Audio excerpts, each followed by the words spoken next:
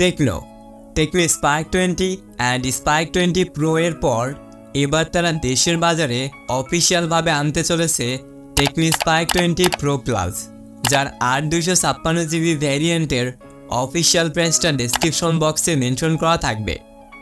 ফোনটার বেশ কিছু হাইলাইটেড ফিচার্স থাকছে, লাইক 6.78 ইঞ্চের একটি AMOLED curve screen with 120Hz refresh rate and in display fingerprint sensor, Mediatek Helio G99 ultimate most powerful একটি গেমিং চিপসেট, 108 মেগাপিক্সেল ডিপল camera set up and premium একটি ডিজাইনকে প্রোভাইড করেছে টেকনো। কিন্তু এই প্রাইস পয়েন্ট থেকে এগুলো আসলেই কতটুকু কাজের অ্যান্ড বক্স কন্টেন্ট হিসেবে কী থাকছে সেটি জানতে পারবেন আজকের এই ভিডিওটিতে। তাই লাইক অ্যান্ড সাবস্ক্রাইব করে পুরো ভিডিওটির সাথেই থাকুন। পুরো ভিডিওটি জুড়ে আমি তিতাস থাকবো আপনাদের সাথে, আর আপনারা দেখছেন Titas tech ultra YouTube channel. তাহলে চলুন শুরু করি আজকের এই ইন্টারেস্টিং ভিডিও। Box content. তো ফোনটির বক্স কন্টেন্টের কথা বলতে গেলে বক্স কন্টেন্ট হিসেবে থাকছে একটি screen protector, transparent back cover, USB type C cable, earphone, 33 watt fast charger, SIM card tools and স্মার্টফোনটি। তো ওভারঅল সব কিছুই প্রোভাইড করেছে Tecno. Design and build quality. তো ফোনটির ডিজাইন অ্যান্ড বিল্ড কোয়ালিটির কথা বলতে গেলে ফোনটির খুবই সুন্দর একটি ডিজাইন করেছে টেকনো। ফ্রন্ট গ্লাস, যেখানে প্রোটেকশন হিসেবে থাকছে Corning gorilla glass 5 and back plastic বা পলিকার্বনের বিল্ড। এই ফোনটিকে টোটালি 4টি কালার ভেরিয়েন্টে লঞ্চ করা হয়েছে। 5000 mAh ব্যাটারি সহ এই ফোনটির থিকনেস হচ্ছে 7.6 mm অ্যান্ড ওয়েট হচ্ছে 198 গ্রাম। তো আপনাদের কাছে ফোনটার ডিজাইন কেমন লেগেছে সেটি কমেন্ট বক্সে প্রোভাইড করতে পারেন। Ports and button. ফোনটির পোর্টস অ্যান্ড বাটনের কথা বলতে গেলে এই ফোনটিতে প্রয়োজনীয় সব ধরনের পোর্টস অ্যান্ড বাটনকে প্রোভাইড করেছে টেকনো। সেই সাথে এই ফোনটিতে রয়েছে ডুয়াল স্টেরিও স্পিকার, যার সাউন্ড কোয়ালিটি থেকে আপনি একদমই সন্তুষ্ট থাকবেন। অ্যান্ড এই ফোনটির সিকিউরিটি সেন্সরের কথা বলতে গেলে এইখানে প্রোভাইড করা হয়েছে ইন ডিসপ্লে ফিঙ্গারপ্রিন্ট সেন্সর, যেটি বেশ fast and accurate. Display section. তো এই ফোনটার ডিসপ্লে সেকশনের কথা বলতে গেলে তো ফার্স্টেই আমি যেমনটা বলছিলাম, এখানে প্রোভাইড করা হয়েছে 6.78 ইঞ্চের একটি AMOLED curve screen with 120Hz refresh rate, 16 million colour, 393 ppi density. সেই সাথে এই ডিসপ্লেতে রয়েছে 1000 নিটসের পিক ব্রাইটনেস অ্যান্ড এটি হচ্ছে অলওয়েজ অন ডিসপ্লে। ডিসপ্লেটির টপ সেন্টার রয়েছে একটি সিঙ্গেল পাঞ্চল সেলফি ক্যামেরা, যেটিকে যথেষ্ট ছোট করে রেখেছে টেকনো। তো আমার মতে নাম্বার 1 একটি ডিসপ্লে প্যানেলকে ইউজ করেছে টেকনো। Processor section. তো এই ফোনটার প্রসেসর হিসেবে থাকছে Mediatek Helio G99 আল্টিমেট, যেটি 6 ন্যানোমিটারের 2.2 GHz একটি অক্টোকোর চিপসেট, যার জিপিইউতে রয়েছে মালি G57। এই ফোনটিকে একটি মাত্র ভ্যারিয়েন্টে লঞ্চ করা হয়েছে, আর এটি হচ্ছে 8/256GB ভ্যারিয়েন্ট।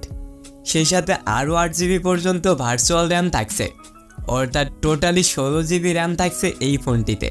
ফোনটিতে থাকছে out of the box android 14 and ইউআইতে রয়েছে iOS 13। তো এই চিপসেটটির কথা বলতে গেলে এটি যথেষ্ট পাওয়ারফুল একটি গেমিং চিপসেট, আর এটি থেকে রেগুলার কাজবাজ একদম ঠিকঠাকভাবেই করতে পারবে। সেই সাথে মিনিমাম 8GB র্যাম ভ্যারিয়েন্ট হওয়ায় ডে বাই ডে টাস্কে একটা স্মুথ এক্সপিরিয়েন্সকে পেয়ে যাবেন। অ্যান্ড ফোনটার গেমিং পারফরমেন্সের কথা বলতে গেলে এটি থেকে সব ধরনের গেমকেই হাই গ্রাফিক্সে রান করতে পারবে। গেমিং পারফরমেন্স ছিল যথেষ্ট স্মুথ। সেই সাথে 6 nm প্রসেসর হওয়ায় তেমন একটা হিট বার্ন করে না। তো আমার মতে বেস্ট একটি প্রসেসরকে প্রোভাইড করেছে টেকনো। Camera section.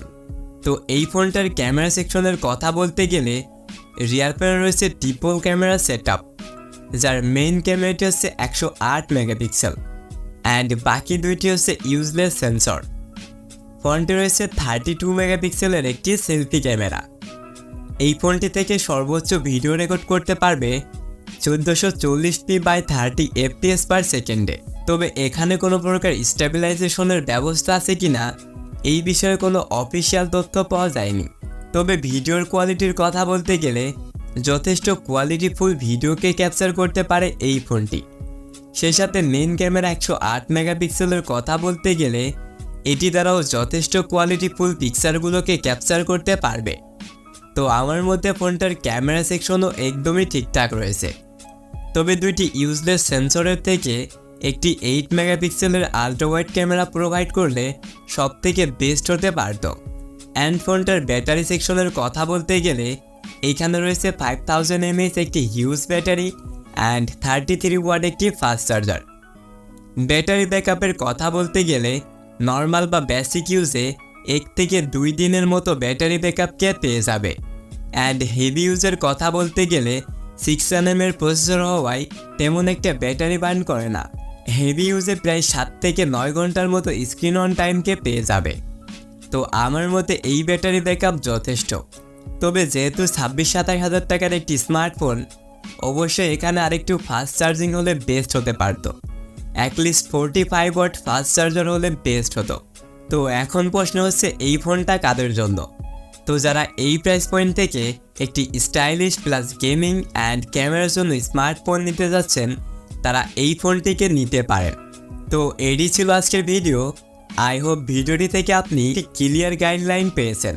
যদি ভিডিওটি একটুও কাজের মনে হয়ে থাকে তাহলে অবশ্যই একটি লাইক করবেন। চ্যানেলে আপনি নতুন হলে চ্যানেলটিকে সাবস্ক্রাইব করতে পারেন। আর এই ভিডিওটি সম্পর্কে যে কোনো ধরনের অভিযোগ আমাদের কমেন্ট বক্সে প্রোভাইড করতে পারেন। আপনাদের কমেন্টগুলো আমাদের কাছে অনেক বেশি মূল্যবান। আমরা আমাদের দিক থেকে বেস্ট একটি ভিডিওকে প্রোভাইড করতে চাই, আর সেজন্য অবশ্যই আপনাদের সাপোর্ট প্রয়োজন। তাই অবশ্যই এই ভিডিওর ভুল ত্রুটিগুলোকে কমেন্ট বক্সে তুলে ধরতে পারেন, তাহলে আমরা আমাদের কোয়ালিটিকে আরও বেশি ইনহ্যান্স করতে পারবো। তো সম্পূর্ণ ভিডিওটি দেখার জন্য অসংখ্য ধন্যবাদ। Thanks for watching.